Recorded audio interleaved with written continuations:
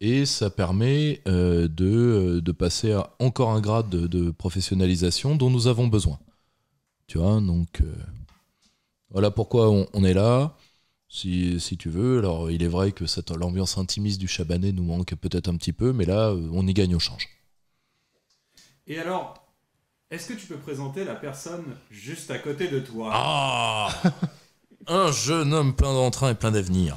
Comme on disait dans ma campagne, si les petits cochons ne le mangent pas, on en fera quelque chose.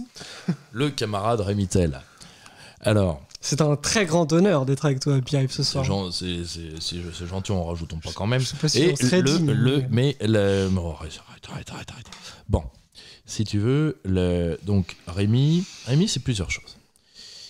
Premièrement, je le dis, t'es dans la jeune génération souverainiste l'élément le plus courageux que je connaisse, l'un des éléments les plus courageux que je connaisse. Et ça, si tu veux, dans une époque de chat coupé, y compris dans nos rangs d'ailleurs, de voir quelqu'un qui ne l'est pas, parce que je rappelle que par exemple lors de la crise avec la fameuse grippe qui tue tout le monde, d'ailleurs, je me rappelle de Madame Anastasia Colosimo qui avait dit que nous devrions tous être morts, et d'ailleurs nous sommes tous morts d'ailleurs, certainement. Donc, résultat, je peux enfin vous écrire De Profundis, comme Jack l'Éventreur écrivait, depuis l'enfer. Donc, vu que nous sommes tous morts, vu qu'a priori toutes les personnes non inoculées devaient mourir, elle n'a pas hérité l'intelligence de son père, elle. Les réseaux, oui, mais l'intelligence reste à voir. Donc, pendant que tout le monde s'est mis à quatre pattes pendant ce truc-là, toi, non. Donc, si tu veux, et quand je vois un gamin, parce que si tu veux...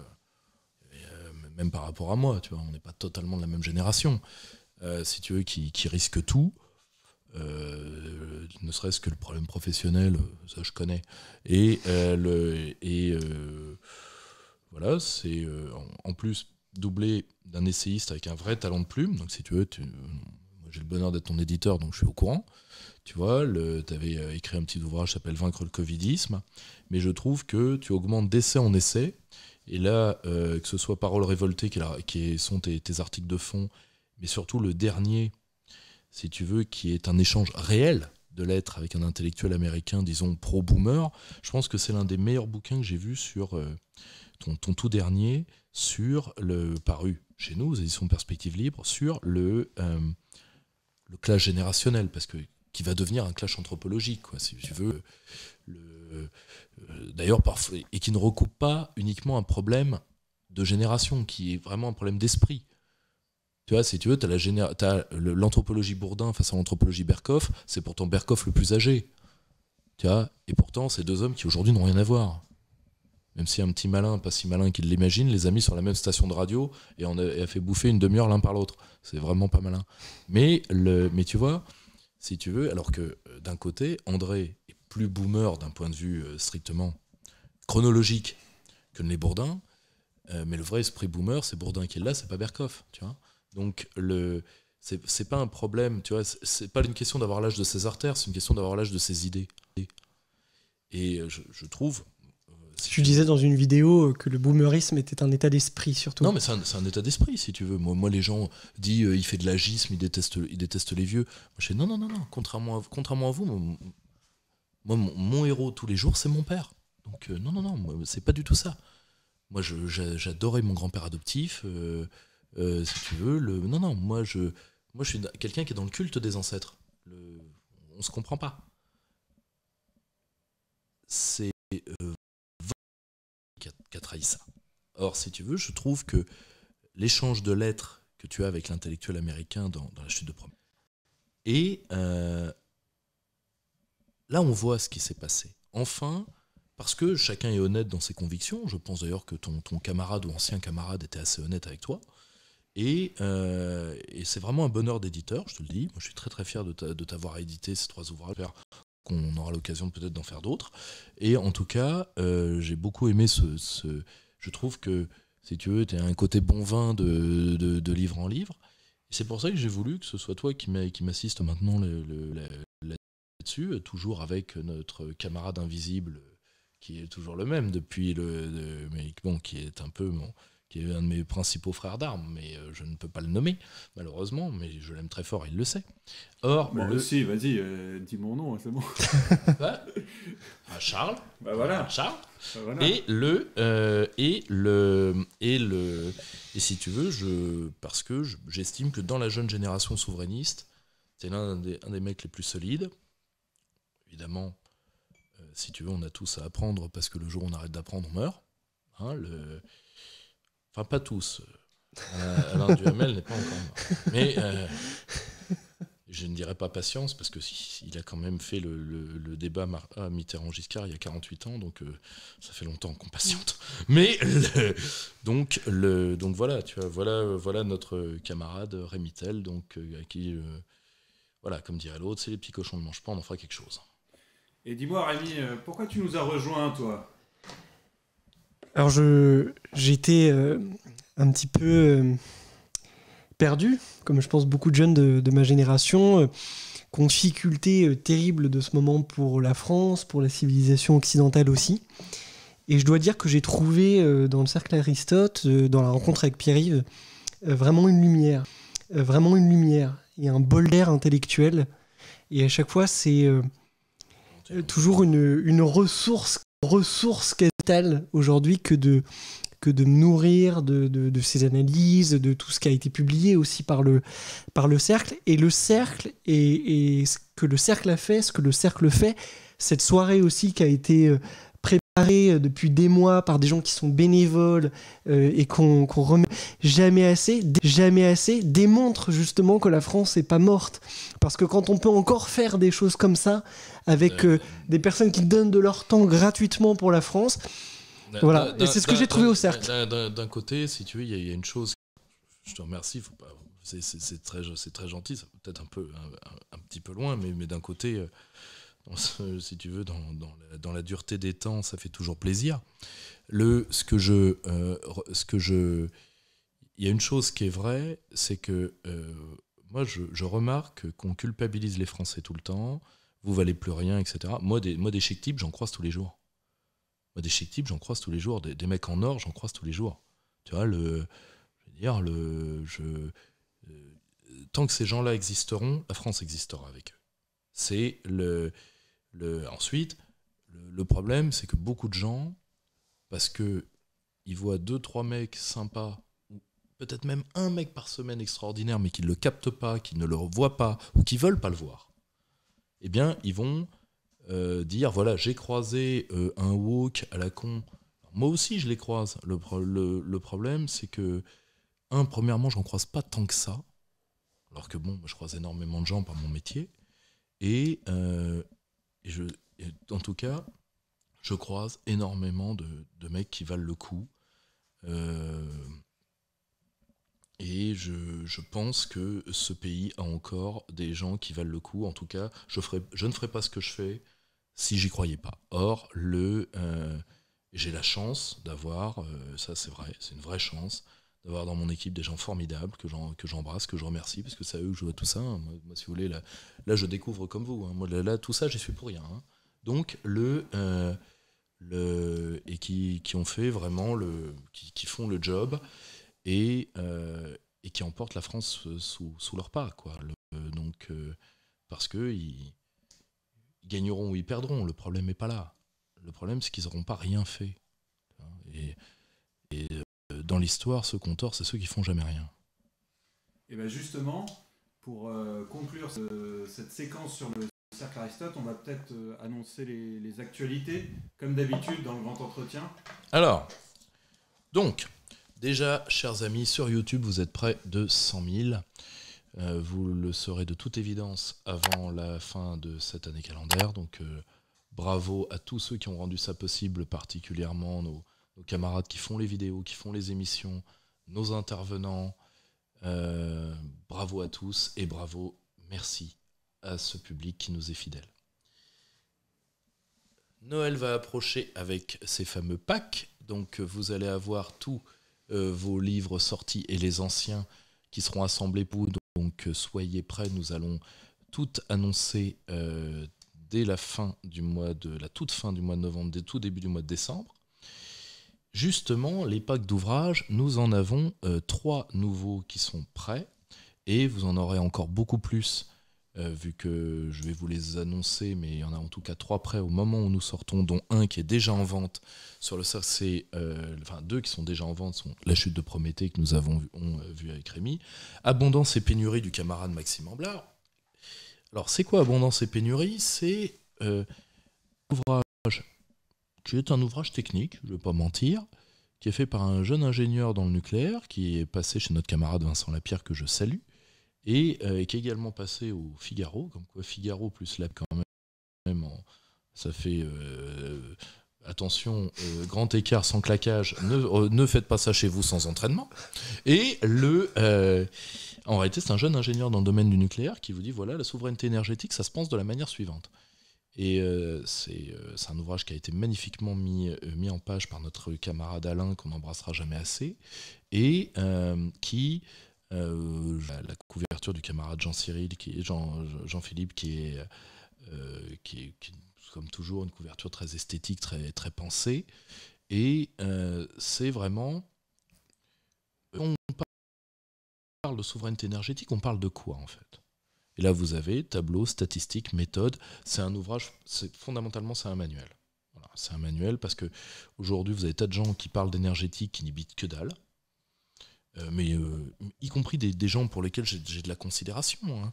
Je dis juste que parfois il faut se méfier de la tentation du docteur en tout. Moi, si vous voulez, je n'ai pas de compétences particulières en sciences dures.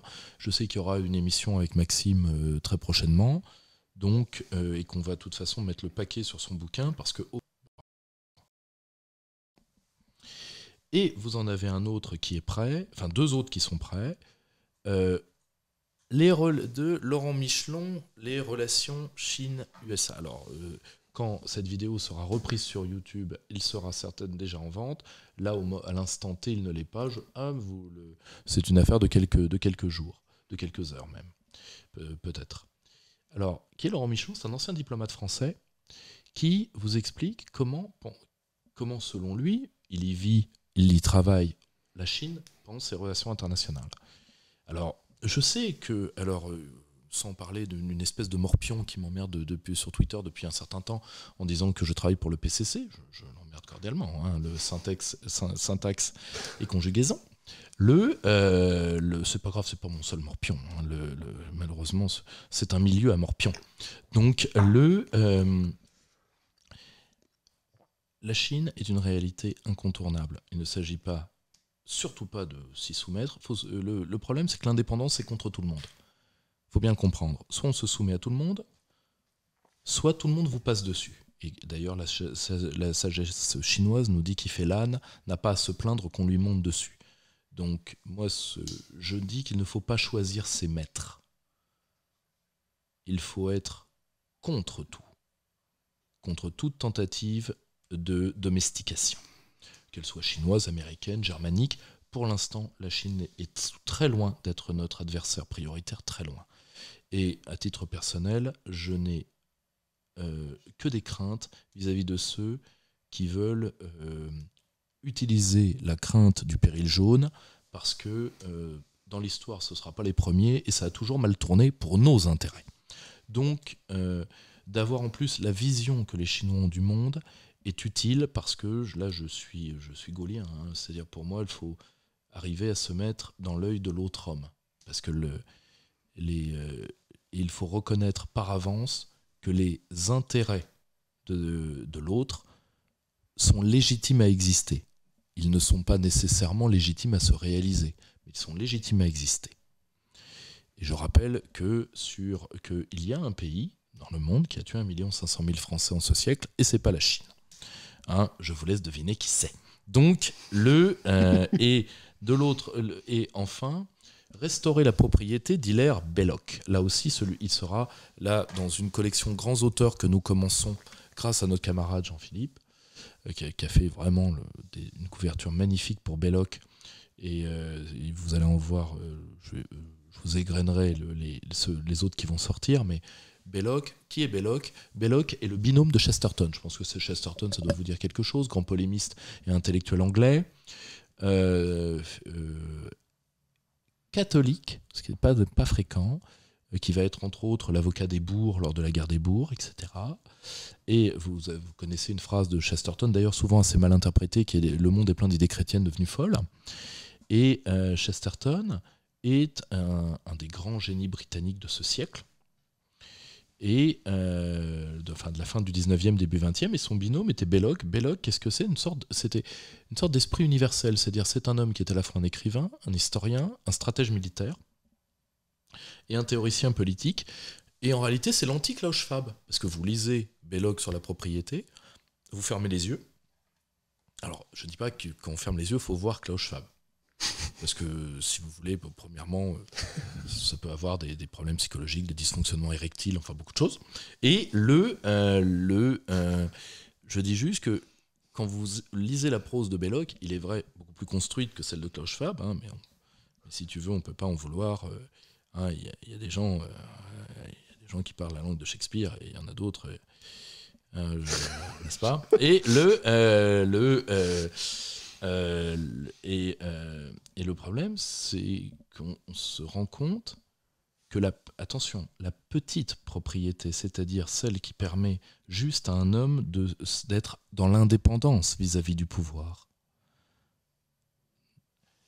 est un élément constitutif du citoyen, et c'est pour ça que j'espère que nous ferons d'autres livres de Belloc. Belloc est le théoricien également d'une notion que j'aime beaucoup. D'ailleurs, nous allons faire une conférence avec son traducteur, une notion que j'aime beaucoup, qui est la notion d'état servile, qui je trouve est une des notions les plus opératoires aujourd'hui, toujours aujourd'hui, ce qui est la preuve quand même d'esprit extrêmement pénétrant, vu qu'ils continuent à nous éclairer, alors qu'aujourd'hui on ne peut pas dire qu'ils aient encore mal aux dents. Et donc voilà les trois qui seront déjà sortis quand cette vidéo sera sur YouTube. Vous avez également, je vous les donne dans l'ordre, nous les traiterons. Nous allons vous sortir le prochain numéro de Perspective Libre sur l'identité, là, qui est par Sous-Presse. Nous allons, vu qu'on me reproche beaucoup de choses sur ce dossier-là, ça va permettre de crever des abcès et d'en gonfler d'autres. Hein, je suis taquin. Hein, comme dirait l'autre. J'aime bien faire chier les cons, c'est mon truc. Donc, premièrement, nous allons avoir un manuel de libération de la France qui est un type d'ouvrage qu'on n'a jamais fait, qui est mis un essai, mais une BD. En tout cas, un truc qui est très schématique, mais qui vous raconte la libération de la France d'un point de vue économique, financier, militaire, comme on ne vous l'a jamais raconté. Donc, là, je vous dis, attention. Le prochain Arnaud Imatz, je vous l'ai toujours dit, Arnaud Imatz, l'homme qui m'a formé en histoire des idées politiques. Mon vieux maître sort un ouvrage qui est un petit manuel très très très très mal pensant. C'est-à-dire, grosso modo, c'est simple, toutes les questions qui grattent. Toutes les questions qui grattent de 1789 à nos jours, tu vois un truc, si vous voulez, si vous avez des potes progressistes, droits de l'hommiste, si vous voulez leur faire voir la terre promise pour qu'ils vomissent, et n'hésitez pas à leur passer ce bouquin-là, hein, ça s'appelle Résister au déniésisme, et vous inquiétez pas, on va s'amuser comme des petits fous. Un tout petit ouvrage de Bernard Wicht, qu'on avait fait sur Vers l'autodéfense, qui signe un essai sur la guerre d'Ukraine, s'appelle « Qu'est-ce que la Russie dit de la guerre qui vient ?» et qui est un ouvrage assez novateur d'un point de vue stratégique, comme souvent la pensée de Bernard Wicht, qui est une pensée très dérangeante dans le milieu de la défense. Nous allons avoir également la réédition, mais très largement augmentée, c'est-à-dire quasiment doublée en termes de nombre de textes, avec énormément d'inédits, de Leonardo Castellani, donc le Léon Blum argentin, par Éric Audouard, qui à mes yeux est l'un des grands écrivains de langue française de ce temps. Qui est vraiment en plus qui est un esprit pénétrant en totale évolution. Moi je l'ai connu girardien, aujourd'hui c'était parti de Girard, il est allé encore plus loin, enfin chose d'assez passionnant. Et Castellani, c'est ce curé défroqué, grand penseur politique argentin, qui est l'équivalent de Léon Blois. Alors attention, là c'est aussi une lecture urticante, hein, je le dis pour mes amis sensibles, qui n'appartiennent pas nécessairement au fameux quartier du éponyme, hein, les fameux quartiers sensibles. Hein, on ne parle jamais assez de la sensiblerie des quartiers. Et je le dis tout de suite pour éviter l'amicale de la pleurniche aille pleurnicher. Oui, Castellani, non, ne le lisez pas, ça ne sert à rien. Ça ne sert à rien. Vous allez encore faire des... Alors, il n'y a pas matière à procès, hein, je le dis tout de suite, mais non, parce qu'il y a des spécialistes de ça. Mais par contre, non, voilà, c'est le Léon Blum argentin, donc ça va être très, très urticant, quand même, hein, mais j'aime bien ce qui est urticant. C'est mon truc. Et nous allons avoir... Oh, là aussi ça pique. Je vous ai déjà parlé de Kees van der Piche. Kees van der Piche, c'est l'un des plus grands intellectuels marxistes du monde anglo-saxon. Alors, il est hollandais. Mais d'un point de vue intellectuel, les Pays-Bas, c'est le monde anglo-saxon. Il a écrit un ouvrage sur la gestion de la Grande Peste que nous avons vécu ces 2 ans. À l'aune, je vous rappelle qu'il est le théoricien certainement le plus avancé, le plus sérieux de ce qu'il appelle la classe transnationale atlantique. Et donc, par rapport à ça, si vous voulez, là pour le coup, si vous voulez avoir une vision un peu sérieuse de ce qu'on appelle le Great Reset, etc., vous allez beaucoup aimer cet ouvrage. Là aussi, ça pique. Hein, là, on a fait une année hérisson, hein, comme je dis à ma fille. Donc voilà grosso modo ce que nous sommes en train de préparer gentiment. Voilà tout ce que vous aurez à votre disposition. Là, tout va sortir là, pendant le mois de novembre. On ne va pas chômer. Autre chose, donc, votre nouveau format Twitch. Votre nouveau format Twitch, ce sera le GE, le premier lundi du mois. Ce sera Telle est la question, avec notre camarade qui va passer justement à la question sans trop d'effusion de sang pour éviter justement les sensibleries. Hein, donc, il n'y aura malheureusement pas de scène d'interrogatoire en direct, ce que je regrette. Mais bon, on avait prévu une salle de torture adjacente, mais mais malheureusement, si tu veux, autant l'esprit fantassin s'est perdu, autant l'esprit médiéval se perd, et c'est bien dommage. Notre camarade Murer, pour essayer de penser l'écologie, disons, par-delà Sandrine, parce que parce que maintenant Sandrine nous quitte. Il paraît qu'elle quitte Twitter. C'est terrible d'ailleurs parce que elle va sur un truc qui s'appelle Mastodonte, oui. Donc elle va dans les puces du gros, enfin elle va être la puce dans les poils du gros éléphant. Donc c'est sûr que d'ailleurs finalement elle est passée de Jadot au gros éléphant. Donc peut-être d'ailleurs était-ce une allégorie de son rapport avec Yannick Jadot fondamentalement. Je n'irai pas plus loin. Donc, et une émission littéraire qui est en cours de désignation. Autre point, les cercles de province. Là, je suis allé voir le nouveau cercle de Montpellier avec une conférence avec Michel Clapier. Et beaucoup de monde d'ailleurs. Oui, ça s'est très bien passé. Je vais voir d'autres cercles à partir j'espère de début de l'année 2023, parce que là je commence un peu à fatiguer, parce que bon, l'année est un peu lourde pour moi. Et vous avez maintenant un nouveau référent au cercle de province qui va vous guider. Donc si vous voulez vous inscrire, quelle que soit votre ville, on vous orientera vers ce qu'il y a de plus proche, ou en monter un vous-même, cercle au pluriel @cerclearistote.com. Nous avons un autre point, une école de formation qui est en cours. Comme je vous l'avais dit, il est temps de vous former aux bases des différentes matières, disons, de l'analyse politique. Et il est temps de, disons, alors sans vouloir faire de tous des intellectuels organiques du cercle, il est temps de vous donner des grilles de lecture pour que vous deveniez ce qu'on pourrait appeler des agents de formation, des agents de reculturation. Parce que le vrai problème, c'est que je pense que la phase de la réinformation se termine pour 2 raisons. Premièrement, on en fait depuis 15 ans, on va être très clair. D'un point de vue de la nouvelle génération de jeunes journalistes, le bilan est peut-être pas aussi... Alors, le bilan est assez brillant quand on voit les Clémence Odiakova, les Élise Blaise, les Maxime Lenagar. Ensuite, il est vrai que là, on a une jeune génération qui est solide. et à qui il faut laisser prendre toute sa place.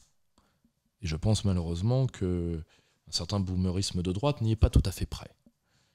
Je n'entrerai pas dans les détails pour ne pas provoquer de conflit, vu que ce sont des gens aussi pour qui je suis très urticant. Donc, paraît-il. Donc, mais ce n'est pas grave. Si vous voulez, comme le disait une vieille chanson de rap policier il y a quelques années, même ma mère m'appelle connard. Donc, il n'y a pas de problème. Et donc, nous allons, des intellectuels souverainistes vont essayer de former ceux qui accepteront de l'être au sein de l'école de formation dans diverses sciences. Bien évidemment, votre concours financier sera demandé parce que malheureusement, personne ne vit d'amour et d'eau fraîche. Mais disons il faut donner des grilles de lecture aux gens pour que leur esprit critique soit aiguisé et le faire dans la plus totale transparence. Et c'est ce qui a manqué à la réinformation, qui souvent est devenue de la contre-information. C'est-à-dire qu'on a beaucoup fait de propagande antidiversitaire. Je ne dis pas qu'on l'a fait à tort, je dis que ce n'est pas de la réinformation. C'est de la contre-information comme il y a de la contre-ingérence. Vous voyez ce que je veux dire? Et malheureusement, ce temps-là se termine. Pourquoi? Parce que nous allons devoir apprendre aux gens tout ce qu'on ne leur a pas appris, parce que malheureusement, les jeunes générations ont été beaucoup abîmées, et je pense qu'il faut... c'est ce que j'avais appelé rappelle-toi, ça avait d'ailleurs pas été, l'expression était peut-être mauvaise parce qu'elle n'a pas été comprise, le nationalisme du care. C'est-à-dire de prendre soin des nôtres, pour une fois, et de ne pas laisser crever les nôtres dans des déserts intellectuels ou sociaux. Ça fait partie de notre œuvre d'éducation populaire, d'aider les gens à, même s'ils doivent ensuite se former en dehors de nous, et parfois même contre nous, mais de leur donner le bagage intellectuel de base que malheureusement une partie de la formation, fût-elle supérieure, ne leur donne pas. 2 derniers points, et nous allons passer ensuite à l'actualité. Ceux qui veulent nous soutenir. Premièrement, déjà, inscrivez-vous à la newsletter avec maintenant, par un de nos camarades, là aussi, qui promet un grand avenir, notre camarade breton, qui fait la revue de presse, une revue de presse qui... Je peux dire que j'en ai rarement vu comme ça. Je viens des milieux de l'intelligence économique, donc des milieux où la revue de presse est l'acte et la prière du matin, si vous voulez. J'en ai rarement vu des comme ça, si vous voulez. D'ailleurs, on a, je crois, même une version en langue étrangère, je crois qu'on a une version en espagnol. Et donc ça, vous pouvez vous y inscrire, vous pouvez vous abonner à la revue, vous pouvez adhérer au cercle, donc là, par contre, entrer dans les troupes. Vous pouvez nous soutenir, surtout privilégier ce passage-là par Tipeee, et évidemment nous soutenir via les modalités de soutien de Twitch. Dernier point, les conférences à venir. Comme nous sommes en direct, ça ne vous aura pas échappé que nous sommes le lundi, et que le lundi, théoriquement, nous avions cercle. Là, mon camarade qui devait officier, et je tiens à parler de lui parce que vous allez dire, Rogeron fait trop de réclames, on sait que tu vends des trucs, on le sait, tu nous emmerdes. Et bien là, pour le coup, c'est pas moi qui l'ai édité, je le dis, j'adore son éditeur, mais je suis jaloux, vraiment jaloux, ou comme un pou, ou comme Olivier Faure, ça dépend de l'espèce, et d'avoir l'ouvrage du camarade Fabrizio, qui s'appelle Le futur était déjà fini. Qui est Fabrizio? J'espère que vous apprendrez à le connaître. De la jeune génération, c'est l'un des plus brillants. Ce gamin-là a créé 2 revues, alors qu'il est plus jeune que moi, qui se sont arrêtées toutes les deux, bien dommage. Le Cercle des Patriotes Disparus et sa revue Agathon, qui est quand même une revue entière d'études pasoliniennes. Il est solide, le gamin. Il a fait un des meilleurs bouquins que j'ai lu depuis des années, qui est si vous voulez, que j'aurais tué pour l'éditer. Je ne vous dis pas qui. Donc, le futur est toujours fini, qui est une réflexion sur la société de consommation face à l'enracinement, à partir d'Homère et de Pasolini. Ça a quand même de la gueule, quoi. Je sais que ça a impressionné quand même quelqu'un comme Jacques Sapir, quoi. Pour impressionner intellectuellement Jacques, il faut quand même y aller. Et donc, il aurait dû être là, mais malheureusement, il est un peu souffrant. J'espère pouvoir le remettre avant la fin de l'année. La semaine prochaine, vous aurez Mesri Haddad, Et Mesri Haddad, c'est un diplomate tunisien qui vient pour ce bouquin-ci, Du conflit de civilisation à la guerre de substitution. Alors, c'est préfacé par Monsieur Védrine. Alors, c'est un bouquin qui est un peu urticant là aussi. C'est de dire l'Occident préfère combattre la Russie plutôt que combattre l'islam radical qui est son véritable ennemi. Et de la part, alors certes, d'un docteur en philosophie, etc., mais d'un homme qui est un homme musulman, pieux, diplomate tunisien, c'est pas un son de cloche qu'on entend souvent, et il est vrai que pour l'instant nous avons une porosité à l'islam radical, particulièrement dans les institutions européennes, qui est tout à fait alors monsieur Bellamy, disons le croisé de Versailles, hein, celui que monsieur Lesquin appelait Bellamy des Caïds, s'est fendu d'avoir fait un amendement pour que plus jamais on ne voit une femme voilée dans les campagnes de l'Union européenne. Voilà, voilà, on a les Godefroy de Bouillon qu'on mérite. Et que François-Xavier Bellamy est l'un des derniers à l'UMP qui est un aimant à petits conservateurs sympathiques, ce que j'appelle les MST, les mocassins serre-tête. Hein,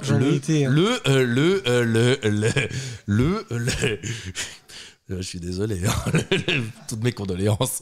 Et donc, si tu veux, ce que notre ami Guillaume, notre représentant en Israël, appelle les CCC, les conservateurs cathokuk, et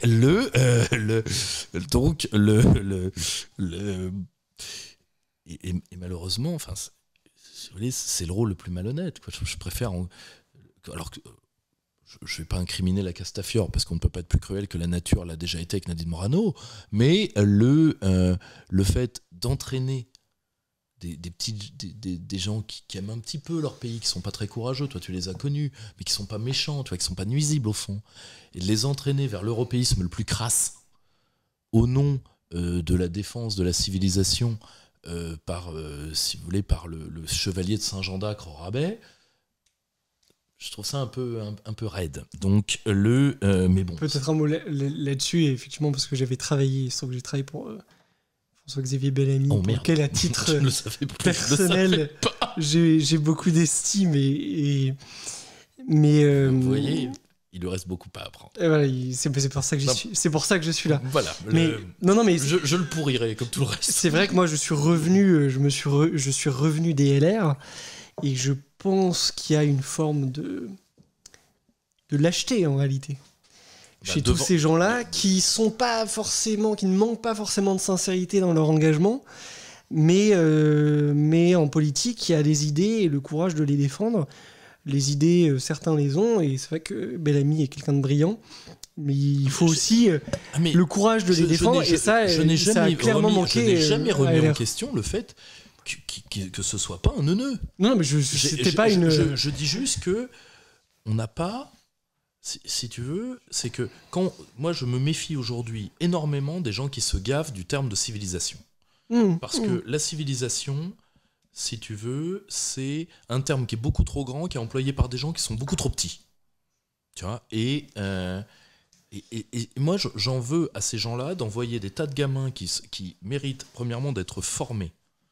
Deuxièmement, qui méritent d'aller combattre pour leur pays, de les envoyer dans une voie de garage qui consiste à 3 dîners à Paris par mois et à s'arroser d'eau bénite comme certains devraient s'arroser de déodorant pour, si tu veux,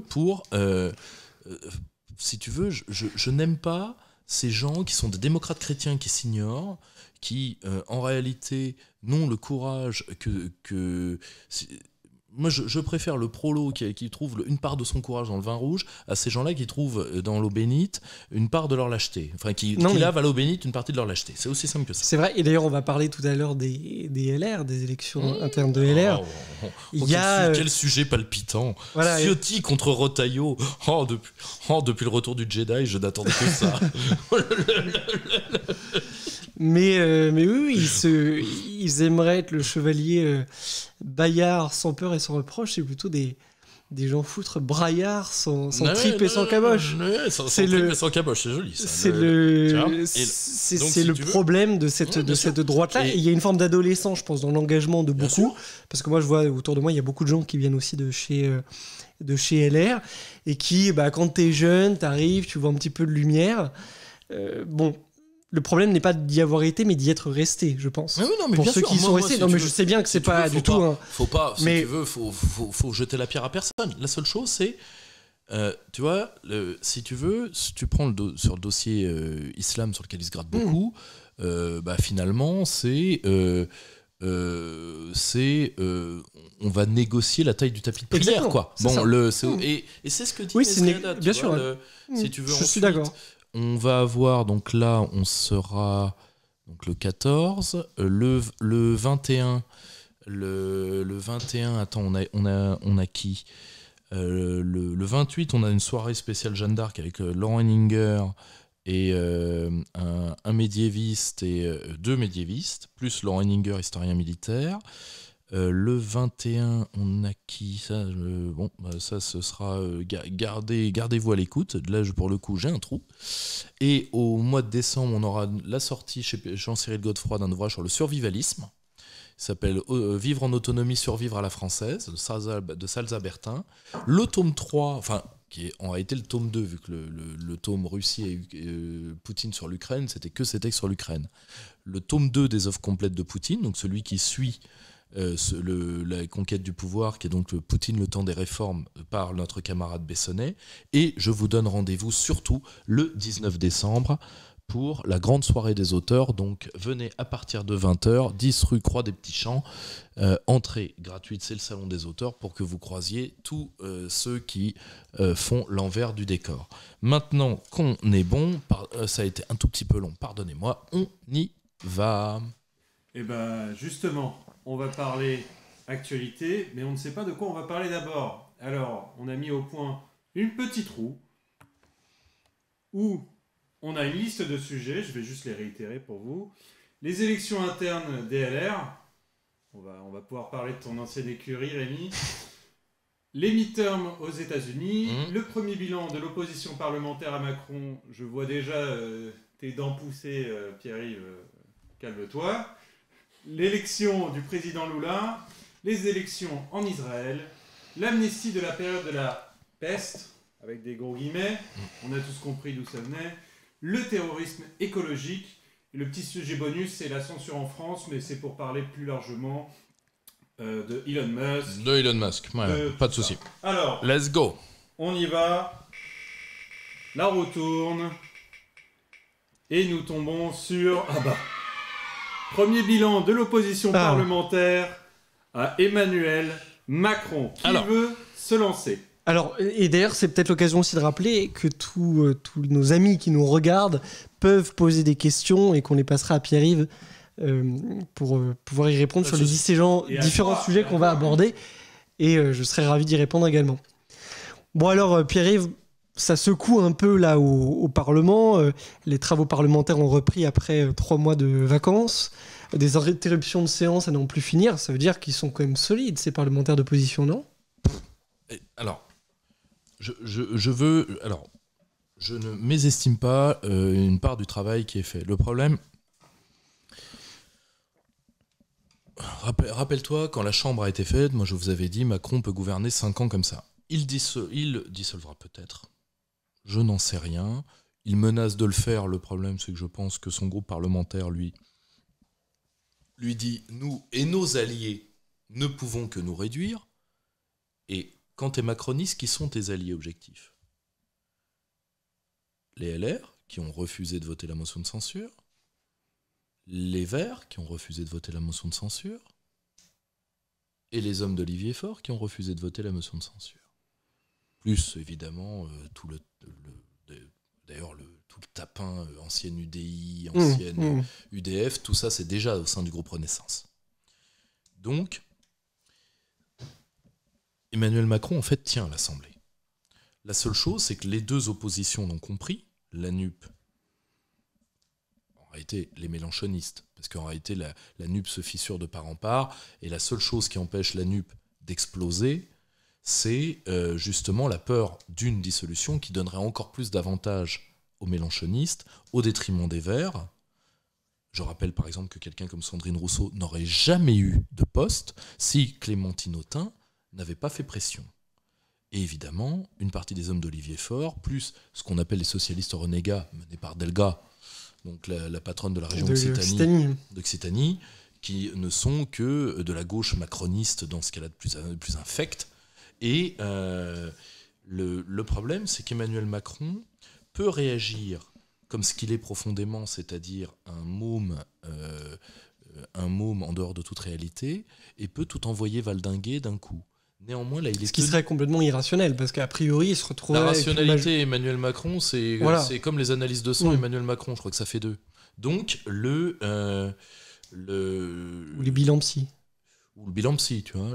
Donc, je vais dire, cet homme, je ne dirais jamais, face à une connerie, il n'est pas capable de le faire.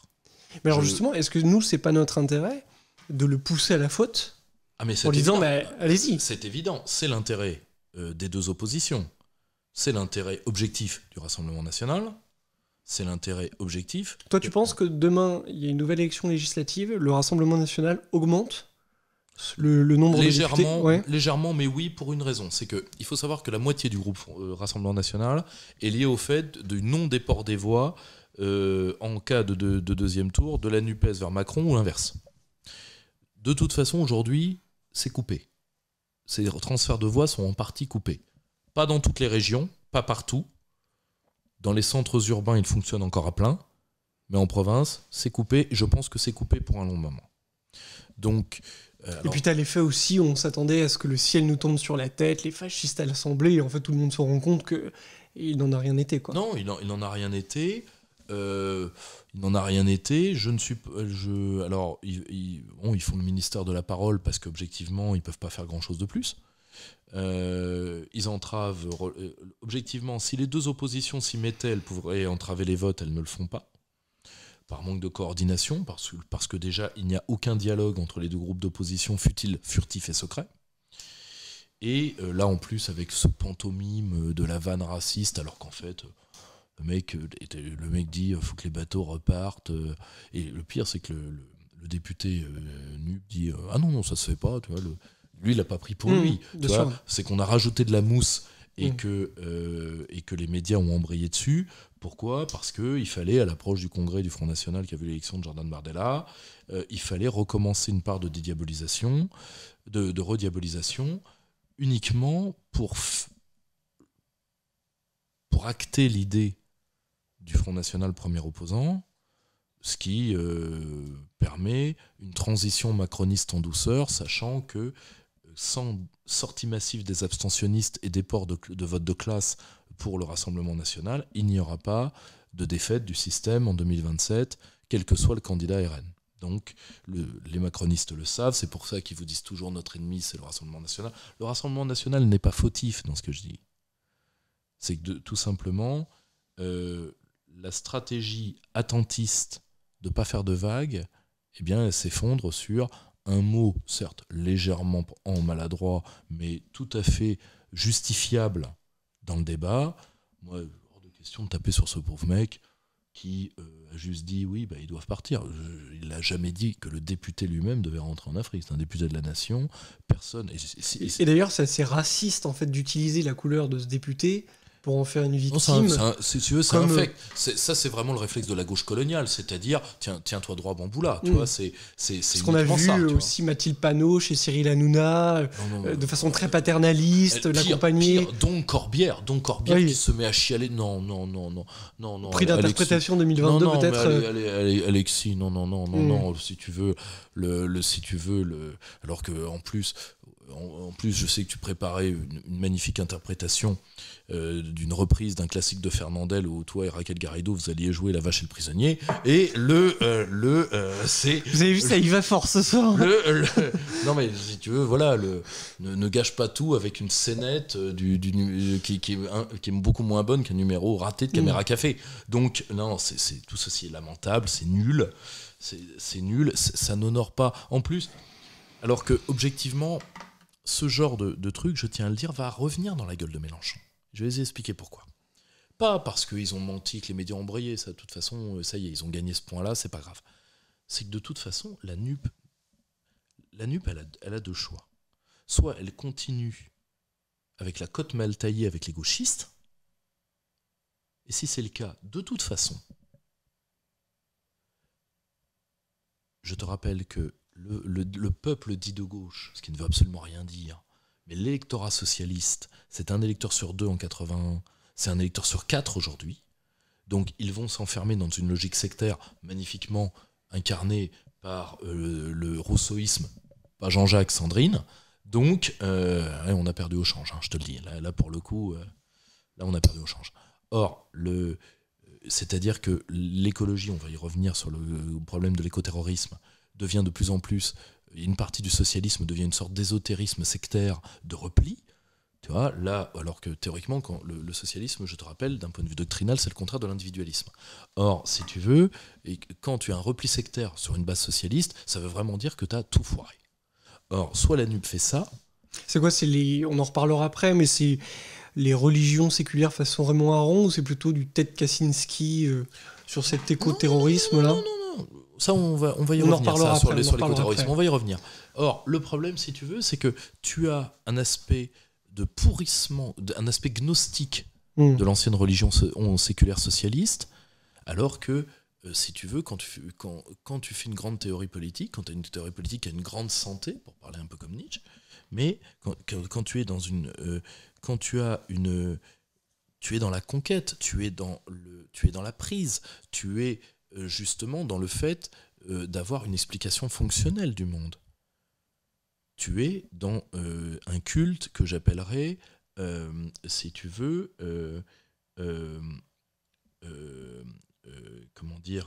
exotérique et non ésotérique. Tu vois ? Alors que là, une partie du socialisme français devient diversitaire, cisgenre. D'ailleurs, tu vois, par exemple, il y a le fils Jakubowicz là, qui a l'air aussi bien fini que papa, qui fait des tweets qu'on doit faire traduire en français. Parce que, si tu veux, je ne sais pas, il veut peut-être m'en trouver un. Il avait fait un tweet, machin, cisgenre, patriarcal, mal blanc, etc. Enfin, c'était un truc, si tu veux, si t'as pas fait taré deuxième langue, si tu veux, tu peux même pas te sentir insulté, t'as même pas le bénéfice de te sentir insulté, tellement ça veut rien dire, tu vois. Et ça devient une sorte de culte à mystère ou de gnose, pour parler comme mon ami Jean-Louis Arouel, de gnose qui signe la fin de la gauche. Donc soit la gauche continue là-dedans.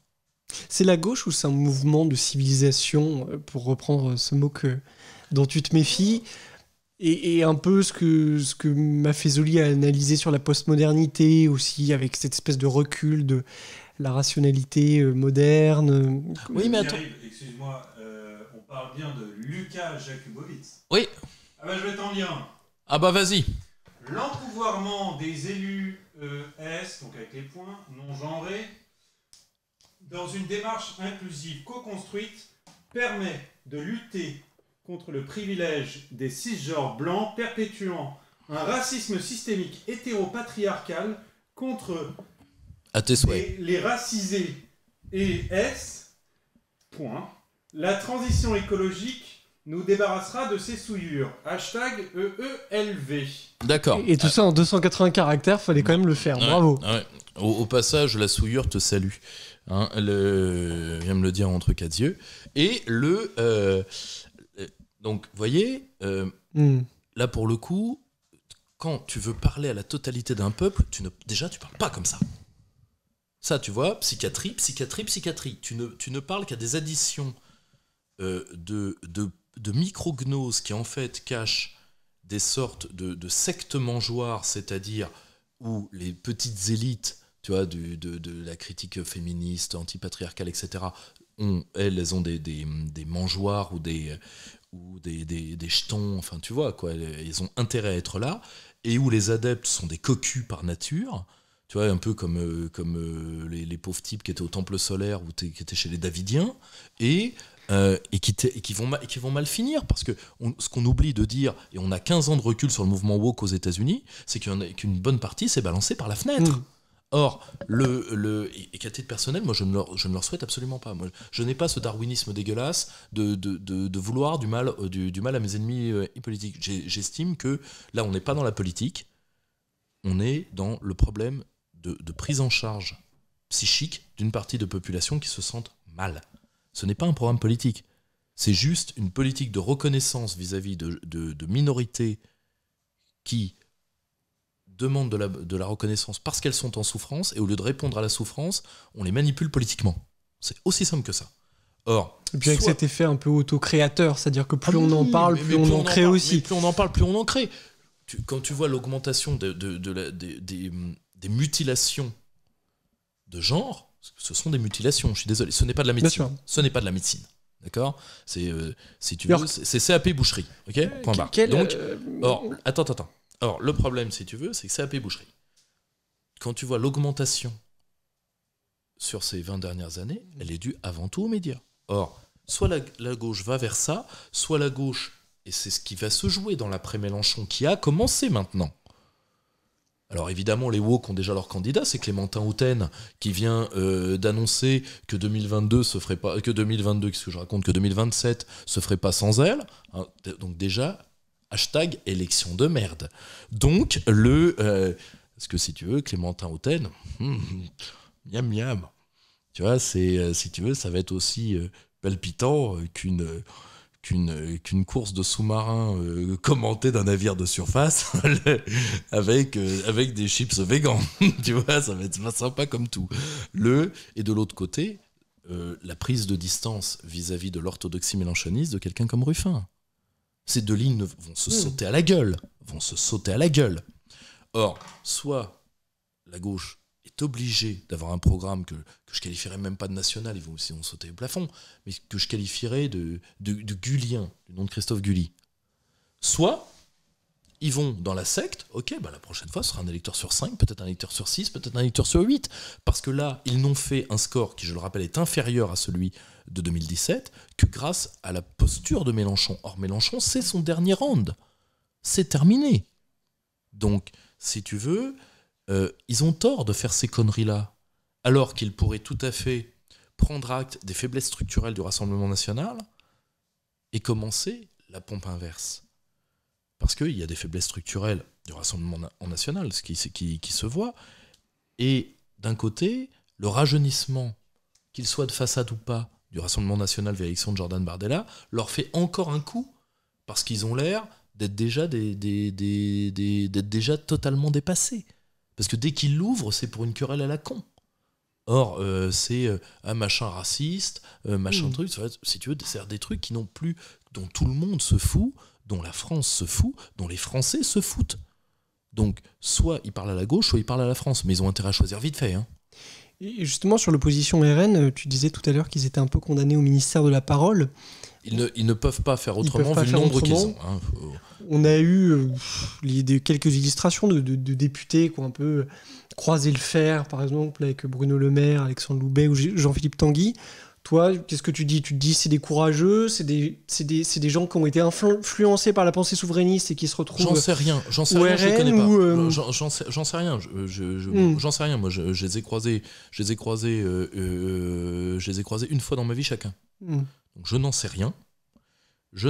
Parce qu'on pourrait se dire que c'est une petite inflexion du RN, de cette nouvelle génération aussi. Je n'en sais rien. Je pense, si tu veux, que la trahison européiste du RN, incarnée par des gens comme Hervé Juvin, etc., qui à mon avis sont de moins en moins sortables pour des raisons qui tiennent à la fois à leur idéologie profonde et à leur mode de vie, et à la chronique judiciaire qui va parfois avec. Je pense que l'européisme, de toute façon, le RN a compris quelque chose, c'est que je pense qu'une partie, en tout cas de la nouvelle génération du RN, a compris les échecs sur lesquels on va revenir d'une partie de la tsipracisation de la droite européenne. Bon, moi, j'avais annoncé la trahison de Mélanie. Bon, ça y est, c'est fait. À tel point que maintenant, on prend pour une grande victoire le fait qu'elle n'accepte que la moitié des migrants d'un bateau. Enfin, il s'est passé même pas un mois. Hein. Tu vois, il s'est passé même pas un mois. Donc, je rappelle que Salvini, son bilan migratoire est nul et non avenu. Et donc, la tsipracisation de la droite est en train d'avoir lieu partout en Europe, et que la seule chose qui pourrait la faire changer, c'est les élections de mi-mandat américaines, sur lesquelles nous allons revenir. Or, je pense qu'une partie de la jeune génération sait qu'ils sont élus.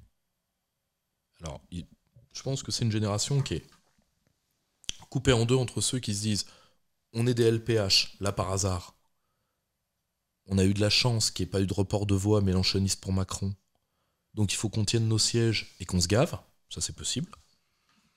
C'est le cas de toute nouvelle génération d'élus. Tu as toujours des gens comme ça, partout. Et une autre se dit, si on arrive aux affaires et qu'on fait rien, eh ben on va terminer comme Salvini. Salvini, je rappelle, est élu à plus de 23. Il part à moins de 10. Il part à 10, à peine plus. À peine 10. Oui, les résultats de la Ligue du Nord sont catastrophiques. Voilà. L'après-Salvini a commencé à la Lega. Alors, soit on reste dans le logiciel le péniste classique qui est n'allons jamais au pouvoir et gardons-nous les ors de la République, bah peut-être que cette génération-là en voudra plus, je n'en sais rien, je ne les connais pas, moi j'ai jamais rencontré Bardella, je ne sais pas ce que ça vaut, je n'en sais rien, je n'ai rien contre, je n'ai rien pour, je dis juste que, de toutes les manières, l'Union européenne ne négociera avec personne. Et d'ailleurs, quand on a vu le spectacle lamentable de la soumission de Mélanie à Ursula von der Leyen, qui est pourtant une personnalité qui est dangereuse, je rappelle qu'elle a fait interdire des médias, je rappelle qu'elle est à deux doigts de faire de nos pays des co-belligérants et de mettre en danger nos ressortissants. La corruption à tous les niveaux. Et corruption à tous les niveaux. Et Mélanie fait opération Tekel. Bon, je veux bien, mais... Alors qu'on nous avait dit, vous allez voir ce que vous allez voir. Allez voir ce que moi, l'avantage, l'éternel discours, bien sûr. Je te rappelle, moi j'avais annoncé, vous allez voir ce que vous allez choir, et ils ont chu. Donc, terminé. Or, je pense que je sais que sur un dossier, et ça, Aurélien Bernier, qui est quand même un des intellectuels de socialistes les plus brillants, hein, qui est quand même un auteur, tu vois, la gauche radicale et ses tabous, comment la mondialisation a tué l'écologie, tu vois, qui est quand même un mec brillantissime. Hein, il a fait travailler sur l'EDF, sur machin, sur truc, enfin, c'est un mec solide, tu vois. L'avait dit dans La gauche radicale et ses tabous, qui est un ouvrage, si vous voulez comprendre pourquoi ce qui est arrivé à la gauche, c'est l'ouvrage majeur, à mes yeux. C'est un vrai traité de politique, et le jour où la gauche aura lu ce bouquin-là, elle deviendra redoutable. Et où elle l'aura compris. Parce que c'est le seul programme qui pourrait lui permettre justement de faire la machine arrière. Le problème, c'est que pour ça veut dire de renvoyer les dingues au cabanon, comme disait Victor Hugo. Tu vois, c'est de renvoyer les dingues au pays des dingues, tu vois, ce doux pays de Candy, où les hommes sont déconstruits, tu vois, comme dit la chanson. Et Les amis, on va faire une petite pause. 5 minutes, le temps de se rafraîchir, et puis on est de retour.